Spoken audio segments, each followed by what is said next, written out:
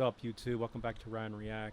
Back at you again through the power of the internet, and today's topic is hoes or headaches. It's actually a funny merch lineup saying hoes or headaches, and like the R's backwards, like Toys R Us, and it's from a YouTuber named Stevie Knight. He's like a rap reactor, cool dude. But anyway, no, the title is actually I don't even know what I'm gonna title this. Something to do with like, oh yeah, if she has a high body count. So if women have high body counts, you shouldn't deal with them. Now, there's a limit to what I mean by deal with them, because clearly you're supposed to love everyone like your brothers and sisters in Christ. I understand that. It's 100% fact. I'm no better than anyone. You're no better than anyone when it comes to the idea of sin. We all have fallen short to the glory of God. But the thing is, it's not about like what you're doing now. I mean, what you're doing now is important and it counts, but that's not what I'm referring to. I'm referring to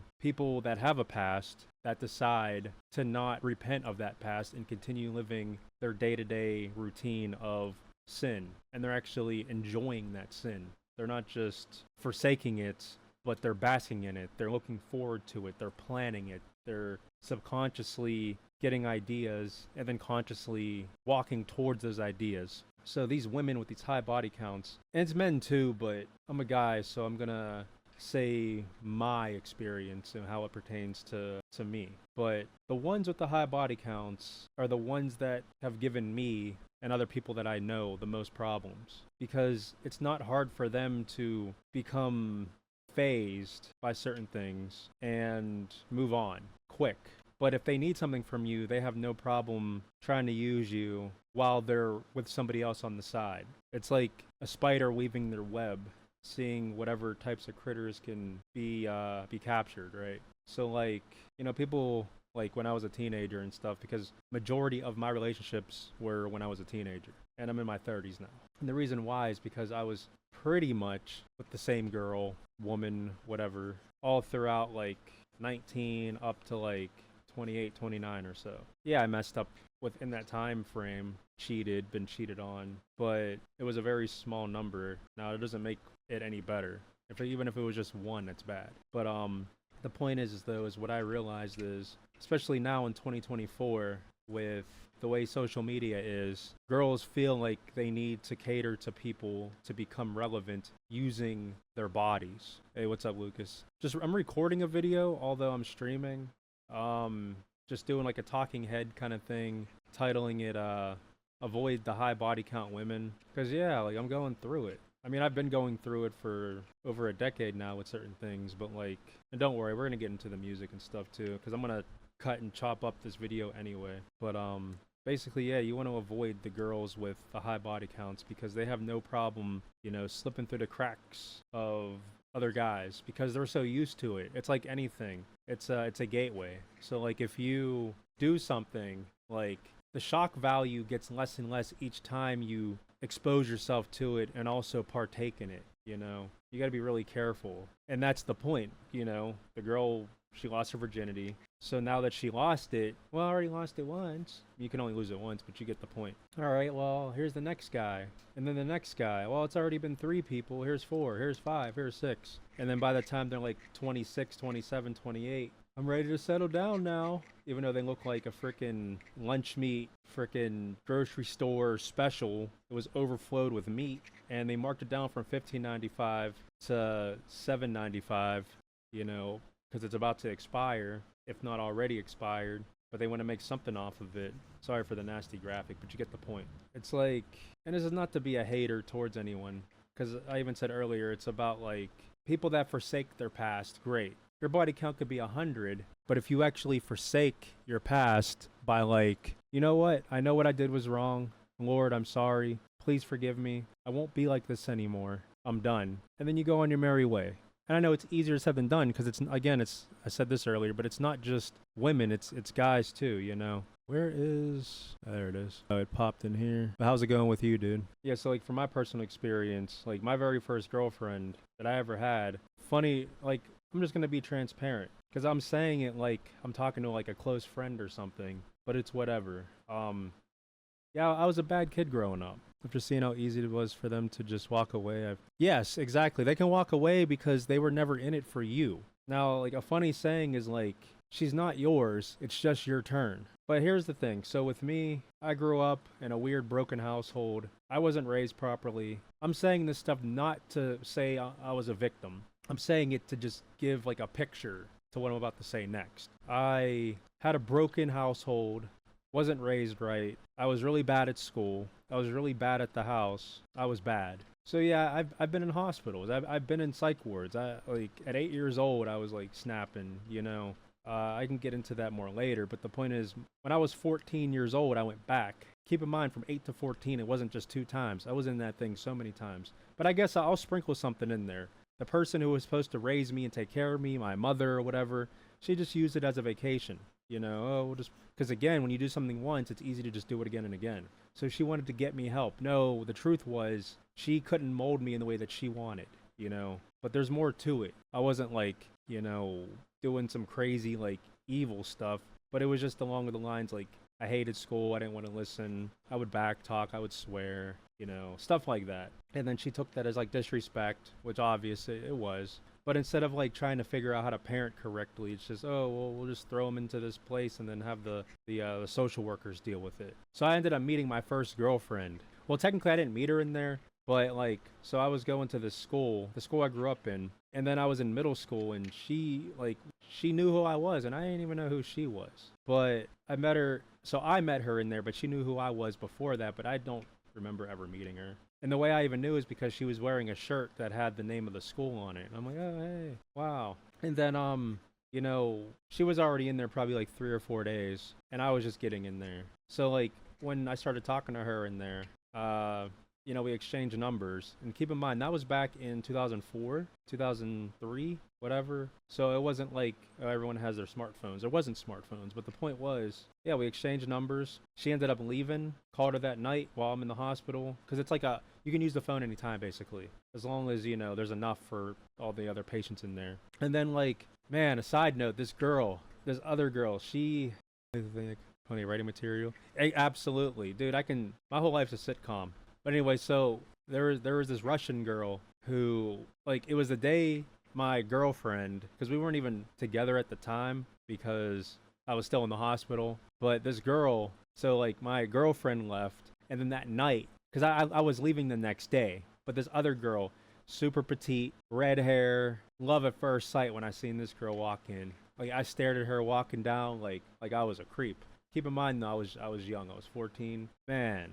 And then, in a side note to that story, because it's going to be side notes on top of side notes, I'll save that for another time. So anyway, because that girl's relevant too, but not until years later, a couple years later at least. So I ended up leaving the hospital that very next day, wanting to get like that one girl's information, but I felt too intimidated for this girl. Like, she was intimidating me, like, you know, the second girl. So I ended up hitting up the first girl, and we were talking like crazy, to where like, you know, we started to become a couple, and then I would go over her house, and her mom was a registered nurse. At the time, she wasn't. She was a CNA, but I actually went to her graduation and stuff for her getting her RN and stuff like that. And her dad was already a doctor. They were making bank. Very nice home. I went from like not knowing anything about life to her like I was growing up so fast because of this girl, but she had a really dark past. Like, and she was a year older than me. So like, she was 15, I was 14, and she, let's just say, like, you know, she would wear these tight shorts, right? Not to really get graphic, but imagine a 15-year-old saying this. She was like, yeah, I'm going to switch into these shorts for easy access. And I knew what she meant when she said it, because even though I was a virgin when I was 14, I lost it when I was 14, she took my virginity.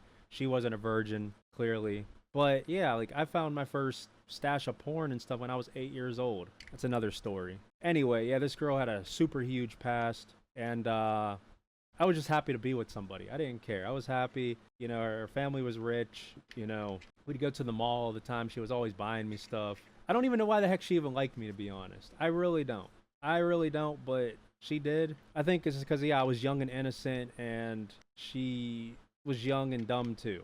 But we would hang out all the time, all the time. I would always go over her place because it wasn't worth going over my place. It really wasn't. I had nothing.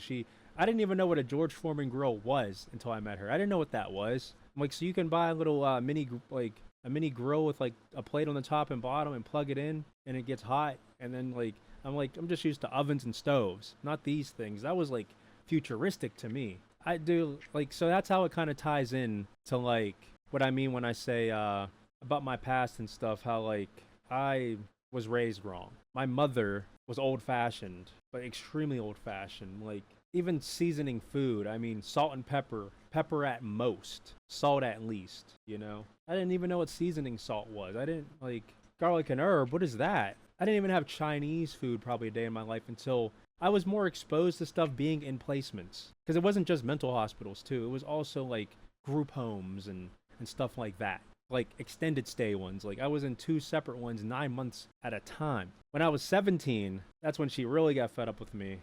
She put me in to this placement expecting I was supposed to be there till I turned 18. That wasn't the case. I ended up running to where like they were just getting fed up with me and they like not erased me from the system, but they signed me out of the system basically. Your history's never erased. They have backlogs of data and all this stuff since you're first introduced to it. And again, with me, it was 8 that I even know of. Honestly, it was at birth because it was stupid, like, you know, you could do those stupid, your parents could sign you up to do like stupid, like studies and stuff like that. But, yeah, so this girl, like I'm going back in time again. But this girl, she took my virginity, which was crazy. But she cheated on me so many times. So many freaking times. And she would tell me and stuff, and then I was like, oh, I forgive you, it's okay. Again, I was just happy to be with somebody. But it really, it ruined my perception of people in general. And, what else?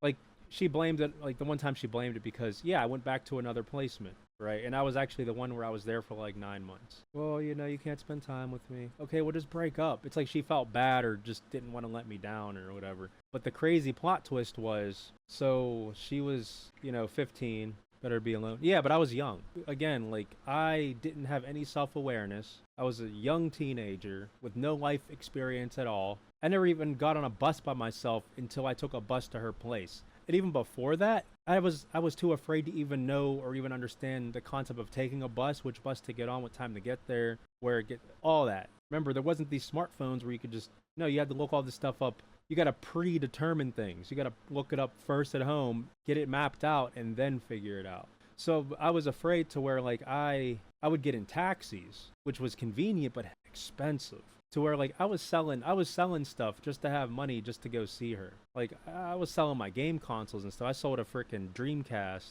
I sold a PS2, all this stuff. But then I was like, you know, it's getting too expensive. Let me learn the bus. So I learned the bus. I didn't learn that from parents. And yeah, stereotype, whatever. Yeah, I didn't have a dad. To be honest, my mother wasn't, like, even my mother, really. I was adopted, although, like, my birth mother was also adopted by the same woman who adopted me. The difference, though, is my birth mother got the younger half of this woman, and I got the older half.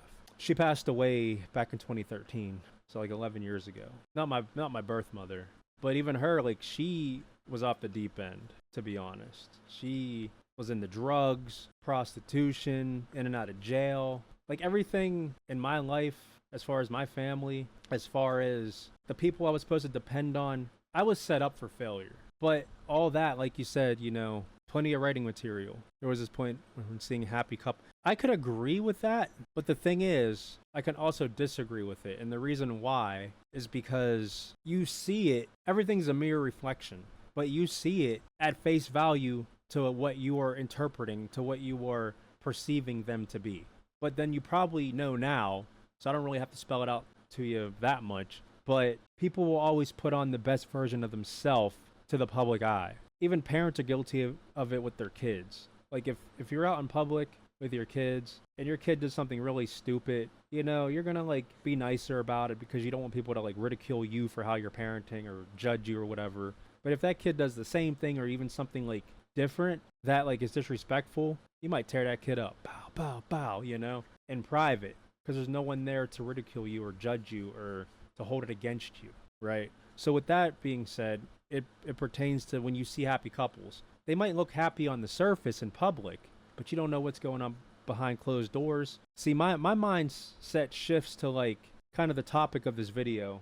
Women with high body counts. When I see a particular person, I instantly analyze a person, and I know it's rude to say like judging a book by its cover, you shouldn't do it. But no, there's just certain things where you can judge a book by its cover because, and this is from a song by Trivium, but the lyrics is like, it's easy to be right when everything repeats. So like when you're predispositioned to so many things, and yeah, there are nuances, it is complex, but a lot of it's simple. So like you can look at somebody and tell if they're a drug addict, a former drug addict, currently on something. Like it's like weed, if someone's high, like you look at them like, yeah, you're high.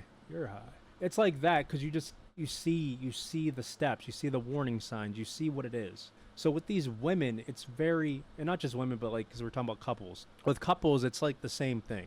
They might look happy on the surface. It's like Steven Crowder, he had that video leaked of him in his house, just pretty much verbally abusing his wife or whatever. And if that wasn't leaked, you never would have thought, because the public eye, that's the thing, it's not even truly public for the majority of people, because the majority of people probably have never met him. But they can only be based on what they see on the TV, YouTube, articles they read about people, etc. So, yeah, you don't really know, but I'm always going to expect the worst out of things. Not to be pessimistic on purpose, but so if things do go wrong, it's not going to hurt as much because I expected it. But if things go right, then I can actually be happier because it's like, wow, it did work. It was good. It wasn't bad. That's crazy. Rather than, oh, this is going to work. It's going to be good. And then it doesn't work. And you're like, oh man, I really thought it was going to work. Of course. And also if I'm expecting it to work and then it works, see, I told you it was going to work. No, I put myself in this headspace of like, embracing everything, appreciating everything. But I'm a hypocrite too because I don't practice everything I preach. Like me and my ex-wife, we were just arguing today, right? Because she's like, I don't want to talk bad about anyone. So I didn't name any names, but let's just say like, I'm just fed up. I'm tired of things, especially when it's me trying to do the right thing, not let my past define who I am today. If it wasn't for music, absolutely. And it's coming full circle. I mean, the bands that you put me onto and stuff, I know for a fact the feelings you get with those songs, maybe not all of them, because maybe some you just assume I'll like, but the bands themselves, it's probably the same feeling I get with the bands that I like listening to. And I do agree because we talked about like Atreyu. So like this girl I was with, like, which I shouldn't have been with, when she was going through all this stuff, and I'm not going to say anything. She's probably in the stream watching it anyway, but that's not why I'm not going to say anything. It's just because I'm learning to let go. But like, yeah, the Curse album, which I knew about that album for a long time, not every song, but yeah, that album just helps me. It really, I don't know why. And it only been helping me for the past, like, not even a year. But that's a stretch because that's not like 2013 was my year. So 2013 was the year that I transformed. It's the year where my favorite albums to this very day came out, with the exception of some albums coming out in 2012 and 2014. But generally 2013 was it. That was when I got in the running, quitting cigarettes, just transforming.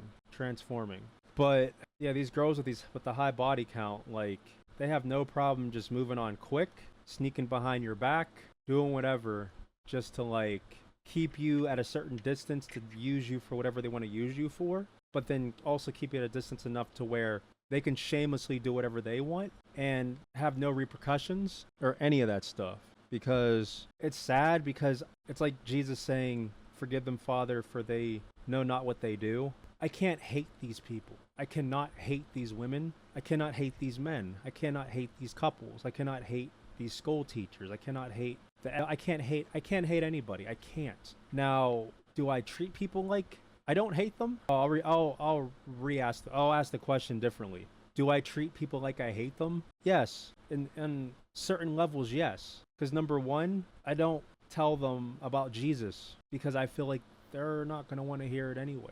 Number two, a lot of times when I'm walking, my head's down and I'm not even giving eye contact Like I low key feel terrible because even today, so here's some type of justification before I read your comment. So what I feel terrible about was like I took my kids to the store, bought some groceries, whatever. But I seen like these two little boys sitting on the like not on the curb, but like on the grass with like their mom, and they were foreign. They were definitely like from like the Philippines or something. I don't know, but she had a sign saying like, "Please, need help, dire need, milk, bread, whatever." But then I remember a video I watched, like it was like a short yesterday, where like a cop walked up to a woman that she seen a few months prior, where it was a Mexican family lying about a funeral for like, my niece, she died 3 days ago. I need donations. So I'm sitting there like, does this woman really need help, or is she just is she just scamming people? But I should have just given her, like I could have just given her groceries, but I was going to, then I thought about it, like I don't want to get scammed. I have kids, but I have enough money. Like that's the thing. So I feel guilty, but I justified it in the moment thinking it's a scam, because a lot of them do scam. They're not really homeless. They're just lazy. But I don't know her situation, but that's the point. That was me showing hatred in a way, because I could have even parked somewhere and walked to her, and if she can understand English, had a conversation at least. Spread the gospel. I didn't do that. I'm a coward, to be honest. And I have no problem admitting it. I'll admit that to people in real life too. It's fear, but it's also like just feeling like they don't even want to hear it. But it's about, and that's the thing, I know the truth. It's about planting seeds. It's not just about like, having that attitude. You got to plant the seed because God gives the increase. It's not for me to change somebody, and I know that. So I guess I'm not gonna be this hero now. So from here on out, I'm not gonna say that. But what I'm gonna say is I'm gonna work harder and actually get out of my comfort zone more and actually, preach. But not like super preachy, but just like, yeah, sprinkle some seeds and help people. And what I don't like too is the people that do it online with a camera. And I'm the camera guy. And that's the thing, they profit off it. I don't want to make a YouTube channel and have my content be centered around finding homeless people to like record. Here Johnny boy, take this. You hungry? Oh, screw that. Let me read this. An inexperienced individual will never heal someone who wasn't treated right, and will only be themselves left become broken and jaded. What? Never heal someone who wasn't treated right. Yeah, I mean, it takes experience to understand life lessons. I'm going to stop the recording. I'm just going to stay on stream. I'll add to it.